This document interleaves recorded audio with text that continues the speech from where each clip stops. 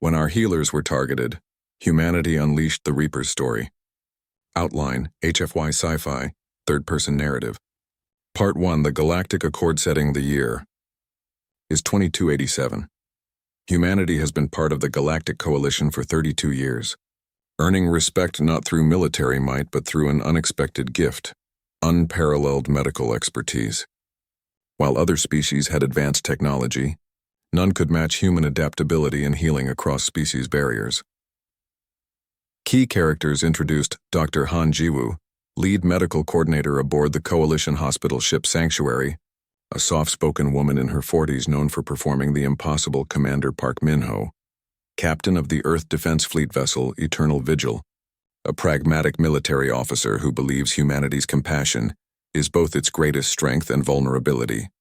Kang Sora, a young trauma surgeon who volunteered for the frontier medical stations. Idealistic and determined Lee Dae-ho, chief medical officer at the Outer Rim Station Theta 7, a veteran who has seen 3 decades of interspecies medicine plot points. The story opens with Dr. Han Jiwoo successfully performing a complex surgery on a high-ranking Velcor ambassador, cementing humanity's reputation as the Coalition's premier healers. Human medical teams are stationed across 73 Coalition worlds and 12 deep space medical stations. The Coalition is at peace, but tensions simmer with the Krithian Empire, a militaristic civilization that views compassion as weakness. Commander Park Min-ho attends a strategic briefing where intelligence suggests the Krithians are moving ships toward neutral zones. Dr. Kang Sora arrives at Station Theta 7, excited to begin her assignment helping refugees from border skirmishes. The section ends with a cryptic intercepted transmission. The soft hearts bleed first.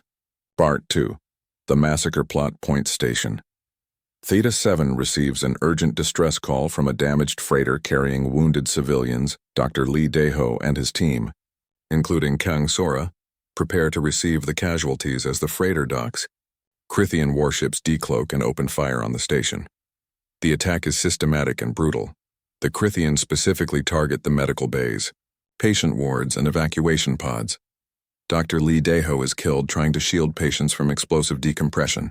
Kang Sora barely escapes in a damaged lifeboat, with only 15 survivors out of 300 station personnel across Coalition space. 5 more medical stations and 2 hospital ships are simultaneously ambushed. Dr. Han Jiwoo's Sanctuary receives the distress calls but arrives too late. She finds only wreckage and bodies floating in space. Over 4,000 medical personnel are dead, 70% of them human. The Krithian Empire broadcasts a message. We have removed the weakness from the galaxy. Those who heal have no place in the stars. Emotional beats. The horror of watching healers hunted like prey. Kang Sora's trauma as she watches her mentor die. The galaxy's shock at this unprecedented war crime. Dr. Han Jiwoo's cold rage as she counts the dead part. Oh, the reckoning key.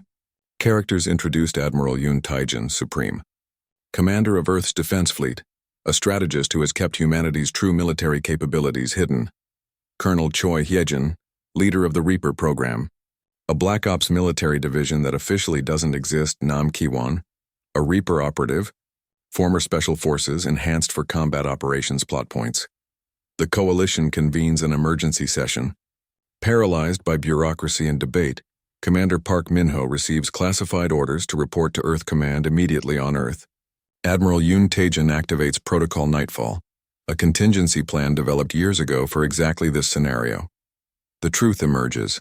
While humanity sent healers into space, they also created the Reapers, elite units trained in every form of warfare, enhanced with cutting-edge biotechnology, and equipped with experimental weapons. The Reapers were humanity's insurance policy. Hidden behind the facade of peaceful doctors and nurses, Dr. Han Jiwoo is brought into the briefing. She is horrified but understands the necessity. Kang Sora, recovering from her ordeal, volunteers to provide intelligence on Krithian tactics. Colonel Choi Hyejin briefs her operatives. They killed our healers. Now they learn why we kept Guardians hidden.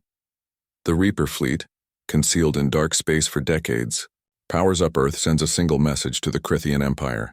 You have 72 hours to surrender those responsible. The Krithians respond with mockery. Part 4. Reapers Unleashed plot points. 72-hour deadline expires. Reaper strike teams simultaneously hit 17 Crethean military installations across 4 star systems. The attacks are surgical, devastating, and terrifyingly efficient. The Reapers use tactics no one has seen before. Nam Kiwan's team infiltrates the Crethean command station that coordinated the medical station attacks. They eliminate the entire command structure in 8 minutes. Reaper warships engage Crethean fleets using unconventional weapons, kinetic harpoons, directed EMP waves, and quantum disruption missiles. The Cretheans, who expected slow coalition bureaucracy, are caught completely unprepared. Commander Park Minho leads a fleet action that traps 3 Crethean battle groups in a gravity well. The Reapers don't just fight, they dismantle the Crethean war machine piece by piece. Dr. Han Jiwoo, aboard a hospital ship following the Reaper advance, tends to wounded coalition allies and even Crethean prisoners. She broadcasts a message across all channels: "We are still healers, but we will not allow you to kill those who heal." The Crethean Empire begins to fracture as their outlying territories realize they've provoked something terrible. Emotional beats the grim satisfaction of seeing justice delivered, the moral weight of unleashing such violence. Dr. Han Jiwoo struggled to reconcile her oath to heal with the necessity of the Reaper response. The galaxy, watching in awe and terror as humanity reveals its true nature. Part. The new balance plot points within 31 days. The Crethean military is broken. The Crethean government surrenders unconditionally and turns over all officers involved in the medical station, attacks those responsible. Face trial at the Coalition Tribunal, proceedings led by human prosecutors. Admiral Yoon Taejin addresses the Coalition Council, explaining humanity's philosophy. "We hoped never to reveal the Reapers. We sent healers because we believe in peace. But we are not naive. We kept guardians because we knew others might not share our values." The Reaper program is formally acknowledged but remains under strict civilian oversight. Colonel Choi Hyejin begins the process of standing down most Reaper units. Though a core force remains active, Kang Sora returns to medical service. Now stationed aboard a Reaper escort vessel, healers will never be undefended again. Dr. Han Jiwoo becomes the Coalition's chief medical officer, with expanded authority to ensure the protection of all medical personnel. Commander Park Minho is promoted to Admiral and given command of the new medical protection fleet. Nam Kiwan and other Reaper operatives transition to training roles, teaching Coalition forces. The story ends with Dr. Han Jiwoo and Admiral Yoon Taejin watching a newly constructed medical station coming online. Protected by a Reaper garrison, she reflects, "We are a species of paradoxes. We will heal anyone who asks, but harm our healers, and you will face those who reap." The final scene shows human medical teams returning to service across the galaxy. But now every hospital ship has a Reaper escort, and every medical station has silent guardians. The galaxy has learned a fundamental truth about humanity. Their compassion is genuine, but it is protected by an unyielding edge. Themes concluded the duality of human nature, capable of profound healing and devastating warfare. The price of pacifism without deterrence, justice for the innocent. The galaxy's new understanding that humanity's kindness is a choice, not a weakness. Epilogue. 10 years later, the Crethean Empire has been reformed under Coalition oversight. Dr. Kang Sora trains a new generation of combat medics, healers who can defend themselves and others. The Reaper program remains a whispered legend, rarely seen but never forgotten. Humanity continues to send healers across the stars, but now everyone knows. Harm them at your own extinction. Story themes. We are not victims, and we are not aggressors. We are both when necessary. The balance between compassion and strength. How humanity's greatest virtue, healing, is protected by its most fearsome capability, warfare. The idea that true peace requires both the will to help and the power to protect. When our healers were targeted, humanity unleashed the Reapers. 31 days after the attacks on the medical stations, the Crethean Empire collapsed. It was not a slow decline. It was not a negotiated peace. It was total military defeat. The Reapers had systematically destroyed every major Crethean military installation. They had captured or killed every officer involved in planning the medical station attacks. They had blockaded Crethean supply lines and disabled their communication networks. The mighty empire that had terrorized the border regions for centuries was broken. The Crithian High Council met in their capital city. Their military was gone. Their economy was failing. Their people were scared. They had no choice left. The transmission reached Earth Command on the 31st day. A Crithian counselor appeared on screen, his head bowed in submission. "The Crithian Empire surrenders unconditionally," he said, his voice hollow. "We will turn over all personnel involved in the attacks on medical facilities. We will submit to coalition judgment. We ask only that the human Reapers stop their assault." Admiral Yoon Taejin watched the transmission in silence. Around him, the command center was quiet. 31 days of constant military operations, 31 days of perfect victories. The Reapers had not lost a single ship. They had captured thousands of Crithian soldiers. They had freed dozens of worlds that the Crithians had oppressed. "Ceasefire," Yoon ordered. "All Reaper units, weapons hold. Maintain position but do not engage unless fired upon." The order went out across human forces. The war was over, but justice was just beginning. 3 months later, the Coalition Tribunal convened on the capital world. The courtroom was massive, with representatives from every coalition species present. This was the most important trial in galactic history. The Crithians who had ordered the attacks on the medical station stood in the defendant area. 12 high-ranking officers, including 2 admirals and a counselor. They were charged with war crimes, crimes against sentient life, and violations of every principle of civilized behavior. The prosecution was led by a team of human lawyers. They presented evidence with cold precision: recordings of the attacks, testimonies from survivors, military logs that proved the attacks were planned and deliberate. The Crithians had not just attacked medical stations. They had hunted them. They had celebrated the murders, Kang Sora testified.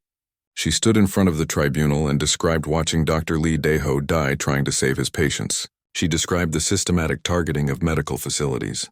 She described the lifeboats being hunted down by Crithian fighters. Her voice never wavered, but tears ran down her face. The Crithian defendants tried to justify their actions. "We were eliminating weakness from the galaxy," one admiral said. "Medical resources are wasted. Better to let the weak die and strengthen the strong." The tribunal did not agree. After 3 weeks of testimony, they reached their verdict. Guilty on all counts. The sentences were harsh. Life imprisonment for most. Execution for the 3 who had given the direct orders to fire on medical stations and escape pods. The Crithian Empire was reorganized under coalition oversight.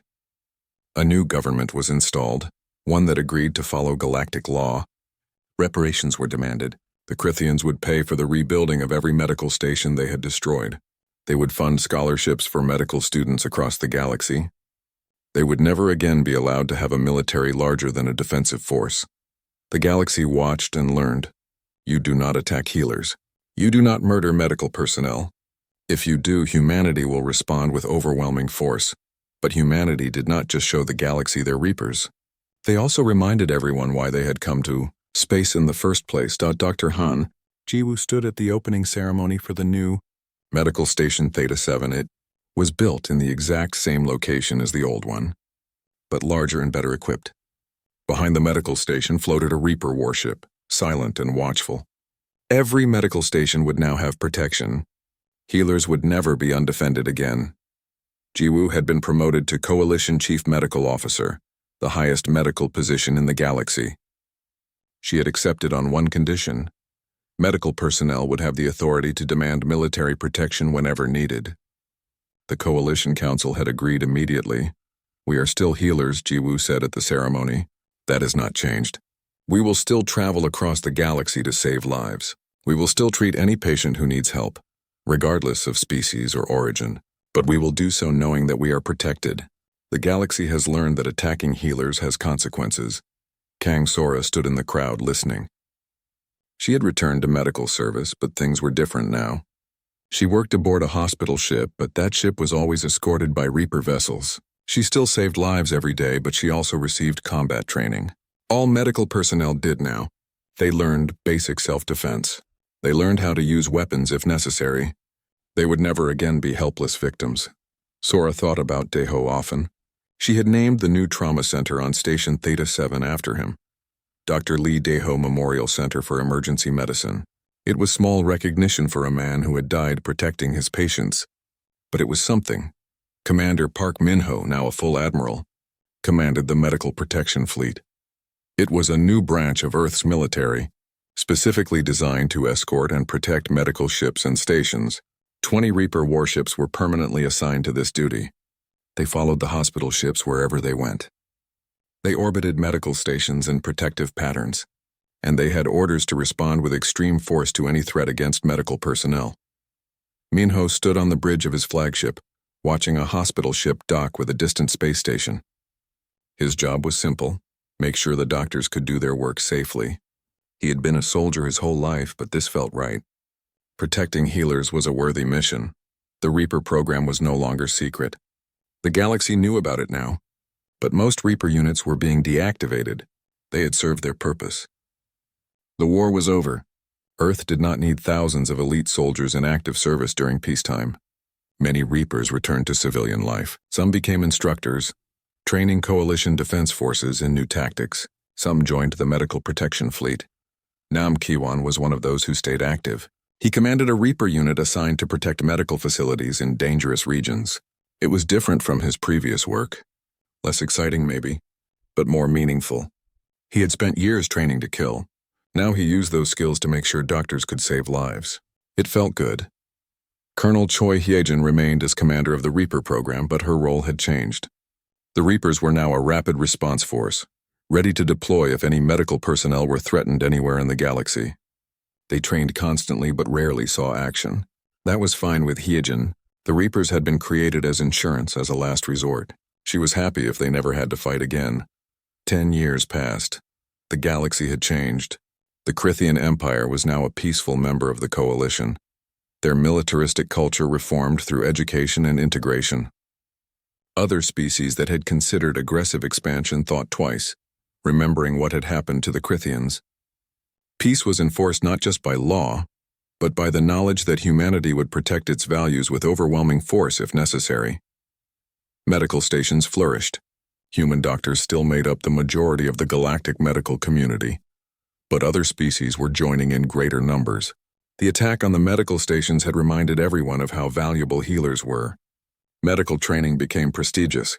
Protecting doctors became a point of honor across the galaxy. Dr. Han Jiwoo retired at age 65. She had served as Coalition Chief Medical Officer for 10 years, establishing protocols and protections that would last for generations.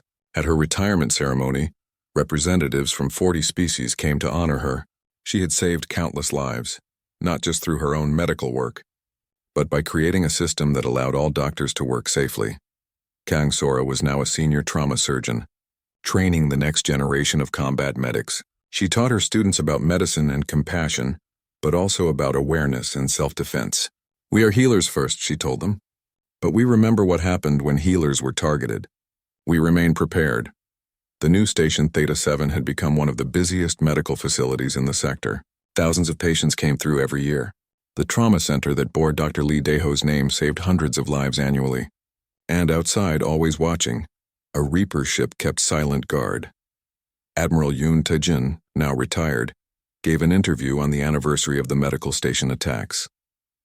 The reporter asked him about the decision to reveal the Reaper program. "We always hoped we would never need them," Yoon said. "We wanted to be known only as healers. But the galaxy is a dangerous place. Not everyone values life and compassion, so we kept Guardians hidden, ready to protect what we valued most. When the Krithians attacked our healers, they forced us to reveal that side of humanity. We did not want to be warriors, but we were willing to become warriors to protect our healers." "Do you regret the war?" the reporter asked. Yoon thought for a moment. "I regret that it was necessary. I regret every life lost on both sides. When our healers were targeted, humanity unleashed the Reapers." The alarm woke Sora from a deep sleep. She stumbled out of bed, confused and disoriented. Red lights flashed in her quarters. The station's emergency system was screaming. She grabbed her uniform and ran into the corridor. Other staff members were rushing toward the medical bays. Dr. Lee Daeho's voice came over the intercom. "All medical personnel report immediately. We have incoming wounded. A freighter was attacked near the border. They are requesting emergency assistance." Sora's training kicked in. She ran to the main medical bay and started preparing. Nurses were setting up equipment. Doctors were checking supplies. Everyone moved with practiced efficiency. This was not the first time Station Theta 7 had received emergency casualties. The damaged freighter appeared on the external cameras. It was limping toward the station, trailing atmosphere and debris. Sora could see the massive holes in its hull. Whatever had attacked it had been brutal. How many wounded? Asked Dr. Deho. The freighter reports 37 injured, 12 critical, replied the communications officer. Deho nodded. We can handle that. Prepare operating rooms 1 through 4. Sora joined the team waiting at the docking port. Her heart was racing, but her hands were steady. She had trained for this. The freighter docked with a shuddering clang. The airlock opened. Medical teams rushed forward with stretchers and equipment, but something was wrong. The freighter was empty. No wounded passengers, no crew. Just dark, empty corridors. Where are the casualties? Sora asked, confused. Then the Crithian warships decloaked.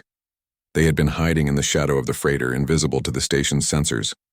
Now they appeared like sharks rising from dark water. 3 massive warships, their weapons already charging. Shields up, screamed the station commander over the intercom. All hands, battle stations. This is not a drill. The first missile hit before the shields were fully raised. The explosion tore through the station's eastern section. Sora was thrown to the ground. Alarms shrieked. The lights flickered and died, replaced by emergency red lighting. She struggled to her feet. Around her, people were screaming. The docking port had been damaged. Atmosphere was venting into space. Sora grabbed onto a railing as the wind tried to pull her toward the breach. Emergency bulkheads, someone shouted. Heavy doors slammed down, sealing off the damaged sections. Sora found herself separated from the main medical bay. She was in a corridor with 6 other people, including 2 nurses and a civilian patient who had been waiting for treatment. Another explosion rocked the station, then another. The Crithians were targeting specific sections. Through a viewport, Sora could see the enemy ships firing methodically. They were not trying to destroy the station quickly. They were taking their time, choosing their targets carefully. They were aiming at the medical bays. Why are they shooting the hospitals? One of the nurses sobbed. We are not military. We are protected by galactic law. Sora realized with horror what was happening. This was not a random attack. The Crithians were deliberately targeting the medical facilities. They were hunting doctors and patients. Dr. Deho's voice came over the emergency channel. His usual calm tone was strained. All personnel evacuate to the lifeboats. This is not a drill. Evacuate immediately. Sora and her group ran through the shaking corridors. Explosions continued to tear through the station. They passed through the pediatric ward. It was destroyed. Small beds were crushed. Medical equipment was scattered. Sora did not let herself think about who had been in those beds. They reached a lifeboat station. Deho was there, helping people into the escape pods. His face was covered in blood from a cut on his forehead, but he was still working, still trying to save people. Go. Get in, he shouted at Sora and her group. What about you? Sora asked. I still have patients in Ward C. I will get them and follow. I will help you. No. Deho grabbed her shoulders. You are young. You have your whole career ahead. Get in the lifeboat. That is an order. He pushed her toward the escape pod. 15 people crowded inside. The door was closing when Sora saw it through the viewport. A Crithian missile had locked onto their section. It was coming straight at them. Launch now! Someone screamed. The lifeboat ejected just as the missile hit. The explosion tore through the station where they had been standing seconds ago. Through the small window, Sora watched in horror as the section collapsed. Dr. Deho had been there. Now there was only twisted metal and flame. The lifeboat tumbled through space. Its systems were damaged from the nearby explosion. Half the controls were dead. Through the window, Sora could see Station Theta 7 dying. The Crithian ships were still firing, still targeting the medical sections with cruel precision. She saw other lifeboats trying to escape. She saw Crithian fighters hunting them down like animals. Most of the escape pods were destroyed before they could get away. Sora's lifeboat was small and its engine was barely working. Maybe the Crithians thought it was just debris. For whatever reason, they did not target it. Hours passed. The 15 survivors huddled in the dark, cold lifeboat. Their emergency beacon was broadcasting, but they did not know if anyone would hear it. The oxygen was running low. Some people were injured and bleeding. Sora tried to help with the limited medical supplies in the lifeboat. She bandaged wounds with shaking hands. She could not stop seeing Deho's face. She could not stop hearing the screams. Through the small window, she watched the Crithian ships finish their work.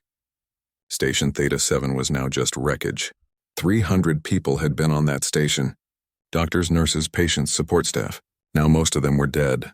Finally, rescue came. Coalition patrol ships arrived, but too late. They found the wreckage and the few surviving lifeboats. Sora's group was taken aboard a Coalition cruiser. Medical teams rushed to help the survivors. Sora sat wrapped in a blanket, staring at nothing. A Coalition officer came to interview her. Can you tell me what happened? Sora spoke in a flat, emotionless voice. She described the fake distress call, the hidden warships, the systematic targeting of medical facilities. The officer's face grew darker with each detail. They were hunting us, Sora said. They specifically targeted the medical bays. They killed doctors and patients on purpose. Why? The officer had no answer. Over the next few hours, more reports came in. Station Theta 7 was not the only target. Across Coalition space, 5 more medical stations had been attacked. 2 hospital ships had been ambushed. The Crithians had struck simultaneously with perfect coordination. Over 4,000 medical personnel were dead. More than 70% of them were human. The sanctuary received the emergency calls too, late. Dr. Han Jiwoo stood on the bridge as her ship arrived at what used to be Medical Station Alpha 12. Now, it was just debris and bodies floating in space. Recovery teams in suits were collecting the dead. Jiwoo watched in silence. Her face showed no emotion, but her hands gripped the railing so hard her knuckles turned white. She had known many of the doctors who worked on that station. She had trained some of them herself. The communications officer played a recorded message. It was from the Crithian Empire, broadcast across all Coalition frequencies. A Crithian commander appeared on screen, his face showing no remorse. "We have removed the weakness from the galaxy," the commander said. "Those who heal have no place in the stars. Compassion is a disease. Today we have begun the cure. Any who continue to waste resources on medicine and healing will face the same fate." The message ended. Jiwoo stared at the blank screen. Around her, the bridge crew was silent. Everyone was thinking the same thing. The Crithians had just committed the worst war crime in galactic history. They had targeted healers. They had murdered doctors and patients. They had spat on every law of civilization. "Ma'am," the communications officer said quietly, "Earth Command is calling." Jiwoo walked to the private comm room. Her hands were still shaking, but not from fear. It was rage. Cold, terrible rage. The galaxy would never be the same after this day. The Crithians thought they had eliminated weakness. They did not understand what they had actually done. They had made humanity show its teeth. When our healers were targeted, humanity unleashed the Reapers. The Galactic Coalition Council met in emergency session. Representatives from 47 species filled the great chamber. Everyone was talking at once. The attack on the medical stations had shocked the entire galaxy. Nothing like this had ever happened before. Medical facilities were supposed to be sacred, protected by every law of civilization. The Velcor representative stood, his 3 hearts beating rapidly in distress. "We must respond immediately. This cannot stand. The Crithians must face justice," the Talani representative agreed. "They have violated every principle we hold dear. We must act, but action was harder than words. The Coalition had no real military. It was a peaceful alliance of trading partners and diplomatic friends. Each species maintained its own defense forces, but there was no unified military command. The Council could pass resolutions and impose sanctions, but actual war? That required consensus, planning, and resources that did not exist. Hours passed. The debate went in circles. Some wanted immediate military action. Others urged caution and diplomacy. A few questioned whether the Coalition should risk war with the powerful Crithian Empire over medical stations. Ambassador Shin Mi-young sat in the human delegation section, listening in silence. Her face was like stone. Finally, she stood and requested to speak. "The Council is wasting time," she said, her voice cutting through the chaos. "While you debate procedures and protocols, the Crithians are celebrating their victory. They murdered 4,000 medical personnel. 70% were human. They hunted doctors like animals. They killed patients in their beds. And you sit here discussing sanctions?" The chamber fell silent. "Earth remembers what was done today," Mi-young continued. "We will not forget. We will not forgive, and we do not require the Council's permission to seek justice. She turned and walked out of the chamber. The other human delegates followed her. On the eternal vigil, Commander Park Min-ho received new orders. His hands tightened as he read the classified message. After 32 years of peaceful service, Earth was changing course. Min-ho was ordered to return to Earth immediately, along with every other senior military officer in the fleet. Lieutenant Kim, he said to his second-in-command, you have the ship. I'm taking a shuttle back to Earth. Kim Borum looked confused. Sir, what is happening? I do not know yet, Min-ho replied. But I think we are about to find out what humanity really is. On Earth, in a bunker deep beneath the Pacific Ocean, Admiral Yoon Tae-jin entered a series of codes into a secure terminal. He was a tall man in his 60s with iron-gray hair and eyes that had seen too many wars. He had been Supreme Commander of Earth Defense for 15 years. He had hoped never to use the codes he was entering now. The terminal screen lit up. Protocol Nightfall activated. Awaiting confirmation. Yoon entered another code. Confirmed. Begin activation sequence. Across Earth and its hidden military installations, systems that had been dormant for decades began to wake up. In orbital stations disguised as commercial platforms, weapons came online. In asteroid bases that official records said did not exist, personnel received activation orders. And in the dark spaces between Earth and Mars, where no sensors looked, ships began to power up. Dr. Han Ji-woo arrived at Earth Command, still wearing her medical uniform. She had been summoned from the sanctuary without explanation. Security officers escorted her deep into the underground complex. She was confused and angry. She should be in space helping survivors, not sitting in a briefing room on Earth. The door opened. Admiral Yoon entered, followed by Commander Park Min-ho and a woman Ji-woo did not recognize. The woman wore a uniform with no insignia or rank markers. She was in her 40s, athletic and alert, with sharp eyes that missed nothing. Dr. Han, Yoon said, thank you for coming. I need to show you something that very few people know about. I should be with my ship, Ji-woo replied coldly. I understand your anger, Yoon said, but what I am about to tell you will change everything. Please sit. Ji-woo sat reluctantly. Min-ho took a seat beside her. The unknown woman remained standing. Yoon activated a holographic display.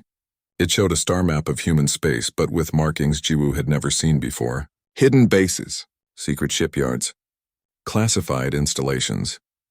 When humanity joined the Galactic Coalition 32 years ago, Yoon began, we made a decision. We would present ourselves as healers and peacemakers. We would contribute to the galaxy through medicine and humanitarian work. And that was genuine. We truly wanted to help. He paused, his expression grave. But we also knew the galaxy was dangerous. We knew that not every species would value peace and compassion, so while we sent doctors into space, we also created something else. Insurance, protection, guardians. The holographic display changed. New ships appeared, ship classes that Ji-woo did not recognize, military installations that should not exist, and numbers. Thousands of personnel, entire fleets all hidden away. We called them the Reapers, Yoon said quietly. The woman in the unmarked uniform stepped forward. I am Colonel Choi Hee-jin. I command the Reaper program. While humanity's doctors were saving lives across the galaxy, we were training for war. Not because we wanted to fight, but because we knew someday someone might mistake our kindness for weakness. Ji-woo stared at her. How did you hide this? The Coalition monitors all military activity. We are very good at hiding, Hye-jin said with a thin smile. The Coalition sees what we want them to see. Our official military is small and defensive, exactly what we claimed. But the Reapers? They do not officially exist. No records. No registrations. No reports to the Coalition. Min-ho spoke up. I knew rumors about a Black Ops program, but I never imagined it was this large. Yoon nodded. Only a handful of people knew the full scope. We hoped never to need them. We wanted to remain healers and peacemakers forever. But the Krithians have forced our hand. The display changed again, showing footage from the attacks. Medical stations exploding. Hospital ships burning. Bodies floating in space. Ji-woo felt the rage building again as she watched doctors she knew dying on screen. They targeted our healers, Yoon said, his voice hard as iron. They murdered non-combatants. They killed patients. They thought this would break us. They thought we would retreat, frightened and defeated. They do not understand humanity at all. He looked at Jiwoo directly. We are not just healers, Dr. Han. We are not just warriors. We are both. We hoped the galaxy would only see our compassion, but they will now see the other side, the side we kept hidden. Hyejin brought up new displays. We have 73 Reaper ships. They are faster, more advanced, and more heavily armed than anything the Coalition or the Krithians have. We have 12,000 Reaper operatives trained in every form of warfare, and we have been watching the Krithians for years. We know their tactics, their bases, their command structure. What are you planning? Jiwoo asked. Justice, Yoon replied. We sent the Krithians a message. They have 72 hours to surrender every officer involved in the attacks. If they refuse, we will take them by force. They will never surrender, Minho said. I know, Yoon agreed, but we had to give them the chance. We are not the Krithians. We do not strike without warning. The 72 hours passed slowly. Earth's diplomats delivered the ultimatum through official channels. The Krithian Empire's response was broadcast across the galaxy. A Krithian military commander appeared on screen laughing. The humans threaten us? He said with contempt. The doctors think they can make demands? We spit on your ultimatum. We would do it again. Weakness has no place in the galaxy. Come and take revenge if you dare, healers. The transmission ended. In the command center, deep beneath Earth, Admiral Yoon looked at Colonel Hyejin. Execute Protocol Nightfall. Show them what humanity really is. Hyejin smiled. It was not a kind smile. With pleasure, Admiral. She activated her comm system and spoke clearly. All Reaper units, this is command. You are weapons free. Show no mercy to military targets. Protect all civilians. Remember what they did to our healers. Across human space, the Reapers received their orders. Ships that had waited in darkness for decades came to life. Operatives who had trained in secret prepared their gear. Weapon systems that the galaxy had never seen were armed and ready. Kang Sora, still recovering from her ordeal, sat in a hospital on Earth. She watched the news broadcasts with other survivors. The reporter was saying that Earth had rejected the Coalition's call for restraint. Humanity was going to war. Sora thought about Dr. Lee Daeho. She thought about the patients who died in their beds. She thought about the nurses and doctors who were murdered for the crime of healing others. Good, she whispered. Make them pay. In the darkness between stars, the Reaper fleet began to move. They were silent, invisible to sensors, ghosts in the night. The Krithians had killed humanity's healers. Now they would meet humanity's Reapers. When our healers were targeted, humanity unleashed the Reapers. The 72-hour deadline expired at exactly midnight, Coalition Standard Time. At that same moment, 17 Krithian military installations across 4 star systems detected incoming objects. By the time the Krithian sensors identified them as attack ships, it was already too late. The Reapers struck like lightning. At the Krithian military shipyard orbiting Krith 4, the night shift was working on 3 battlecruisers. The workers never saw what hit them. Reaper strike craft appeared from nowhere, their stealth systems dropping only at the last second. Precision missiles destroyed the shipyard's weapons and shields within seconds. Then the real assault began. Reaper boarding teams cut through the hull using tools that melted through metal like butter. They moved through the shipyard in teams of 4, taking out security forces with terrifying efficiency. No alarms, no warnings. Just silent death moving through the corridors. The shipyard commander tried to activate the self-destruct. A Reaper operative put a bullet through his hand, then through his knee. The commander screamed. You are going to stand trial, the Reaper said in perfect Krithian language. For war crimes, for murdering medical personnel, you do not get the mercy of a quick death. The entire operation took 8 minutes. The shipyard was secured. The Krithians who had been working there were prisoners. The 3 battlecruisers they had been building were now in human hands. Similar scenes played out across Krithian space. A listening post on the edge of their territory went dark without sending a distress call. A supply depot exploded in carefully controlled demolitions that destroyed only military equipment. A training facility found its power cut, its weapons disabled, and Reaper teams waiting in the dark for the instructors who had taught Krithian soldiers to target civilians. At the Krithian command station Valdris, the officers who had planned the attacks on the medical stations were having a meeting. They were celebrating their successful operation, drinking and laughing about the weak humans. The lights went out. Emergency power did not activate. Someone had cut the entire electrical system. In the darkness, the Crithians heard sounds. Footsteps, breathing, something moving in the shadows. They fumbled for weapons, calling out challenges, trying to see in the pitch-black room. One by one, they fell silent. When the lights came back on, Reaper operative Nam Kiwan stood in the center of the room. Around him, 12 Crithian officers lay on the floor, unconscious and bound. Kiwan was not even breathing hard. He spoke into his comm system. "Command, this is Reaper 7, package secured. All targets alive for transport. Confirmed, 7, good work." Kiwan looked at the unconscious Crithians with cold eyes.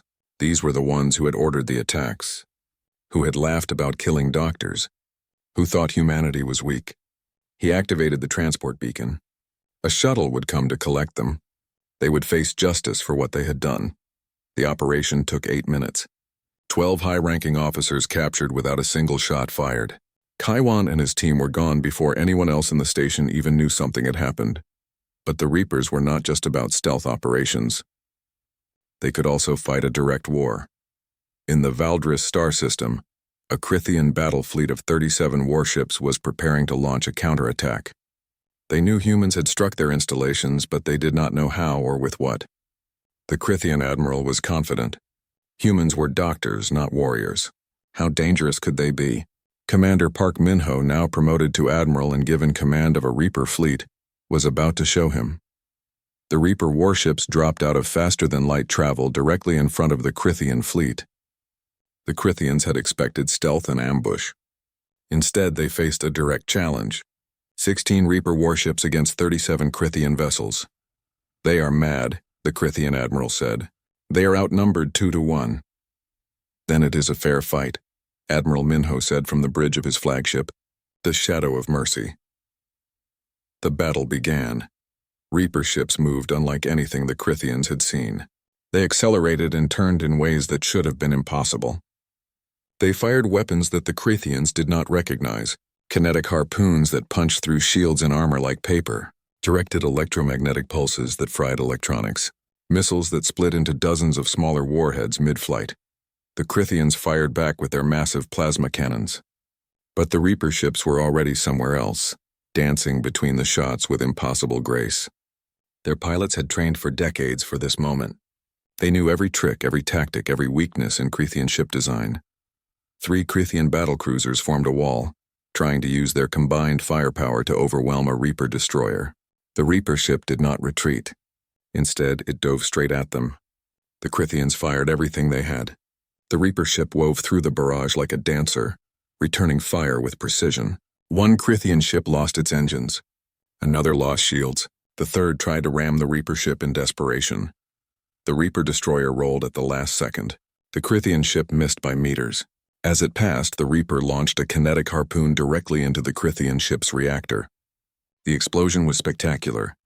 Admiral Minho watched the battle from his command chair. His face showed no emotion. Around him, his crew worked with smooth efficiency. They had trained for this. Every scenario, every possibility. The Crithians were good fighters, but the Reapers were better. "Focus fire on their command ship," Minho ordered. "Take out their admiral." 4 Reaper ships converged on the Crithian flagship. The Crithian admiral tried to retreat, but it was too late. Concentrated fire overwhelmed his shields. A kinetic harpoon tore through the bridge. The flagship went dark. Without their leader, the Crithian fleet began to fall apart. Some ships tried to retreat, some tried to surrender, some fought to the death. Within 30 minutes, the battle was over. 15 Crithian ships destroyed, 22 captured or disabled. 0 Reaper ships lost. The galaxy was watching. News of the battle spread quickly. Everyone had expected humanity to send diplomats and complaints. Instead, they sent warships that moved like ghosts and fought like demons. Species across the coalition watched the battle footage in shock. "Where did humans hide this military?" the Velcor representative asked in disbelief. "They have been planning this for decades," the Talani analyst replied. "While we thought they were just doctors, they were also preparing for war. They showed us only what they wanted us to see." The Crithian Empire was in chaos. Their installations were burning. Their fleets were broken. Their officers were being captured and transported to coalition space for trial. In 3 days, humanity had done what the entire coalition could not do in years. They had brought the mighty Crithian Empire to its knees. But the Reapers were not done. While military operations continued, hospital ships followed behind the Reaper fleets. Dr. Han Jiwoo was aboard one of them. Her ship, the Mercy's Light, arrived at each battle site to provide medical care. They treated wounded coalition allies. They even treated captured Crithian soldiers. "Why do you heal us?" a wounded Crithian soldier asked Jiwoo as she bandaged his injuries. "We killed your doctors. We would not show you mercy." Jiwoo looked at him with cold eyes. "We heal because that is what we do. We will always be healers, but do not mistake our compassion for weakness. Our Reapers will destroy your military. We will capture your war criminals. We will make you pay for what you did. But we will still heal the wounded because we are not like you." She finished the bandage and moved to the next patient. Behind her, the Crithian soldier stared in confused silence. He did not understand these humans. They were doctors and warriors at the same time. They healed with one hand and destroyed with the other. Jiwoo broadcast a message across all frequencies. It reached every world in coalition space and every ship in the fleet. She stood in front of a camera, still wearing her medical uniform stained with blood from treating patients. "I am Dr. Han Jiwoo," she said. "I am a healer. I have spent my career saving lives across the galaxy, but I am also human. We are a species that will always try to help, always try to heal, always try to save lives. But when you attack our healers, when you murder doctors and patients, you will discover something else about humanity. We protect what we value. Our compassion is real, but it is guarded by steel. You can attack our soldiers and we will fight you fairly, but attack our healers? Then you will face something much worse. You will face Reapers." The message ended. Across the galaxy, people watched and understood. Humanity was not weak. They had never been weak. They had just chosen to show their gentle side first. But they had always kept guardians waiting in the darkness, ready to protect those who healed. The Crithians had made a fatal mistake.